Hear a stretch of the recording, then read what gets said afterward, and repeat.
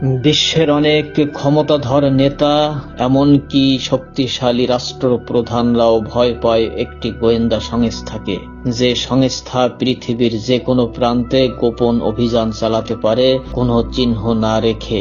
আজ আমরা এই ভিডিওতে জানব কিভাবে এই সংস্থা বিশ্বের সবচেয়ে ভয়ঙ্কর গোয়েন্দা সংস্থাগুলোর একটিতে পরিণত হলো। মোসাদ হচ্ছে ইসরায়েলের অন্যতম প্রধান গোয়েন্দা সংস্থা।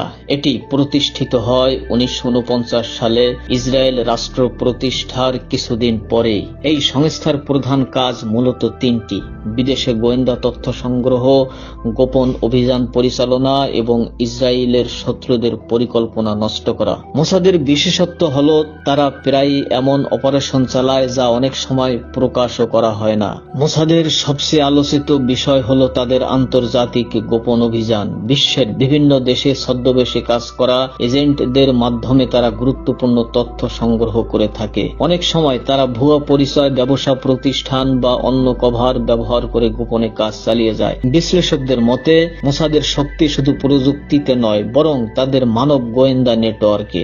মোসাদের ইতিহাসে সবচেয়ে আলোচিত অভিযানের একটি ছিল 1960 সালের অপারেশন। সেই সময় দ্বিতীয় বিশ্বযুদ্ধের এক কুখ্যাত নাতসী কর্মকর্তাকে দক্ষিণ আমেরিকা থেকে গোপনে ধরে আনা হয় এবং বিচারের মুখোমুখি করা হয়। এই ঘটনাটি দেখিয়ে দেয় মোসাদ চাইলে পৃথিবীর যে কোনো জায়গা থেকে লক্ষ্যবস্তু খুঁজে বের করতে পারে।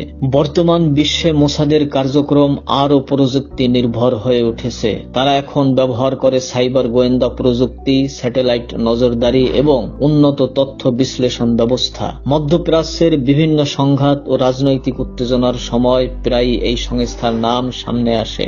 আজকের পৃথিবীতে গোয়েন্দা সংস্থাগুলো শুধু তথ্যই সংগ্রহই করে না, বরং অনেক সময় আন্তর্জাতিক রাজনীতির গতিপথ প্রভাবিত করে। আর সেই দিক থেকে দেখলে মোসাদ এখনো বিশ্বের সবচেয়ে আলোচিত ও রহস্যময় গোয়েন্দা সংস্থাগুলোর একটি, কারণ তাদের অনেক অপারেশন আজও গোপন। আর সেই গোপন রহস্যই এই সংস্থাকে ঘিরে কৌতূহল আরো বাড়িয়ে দেয়।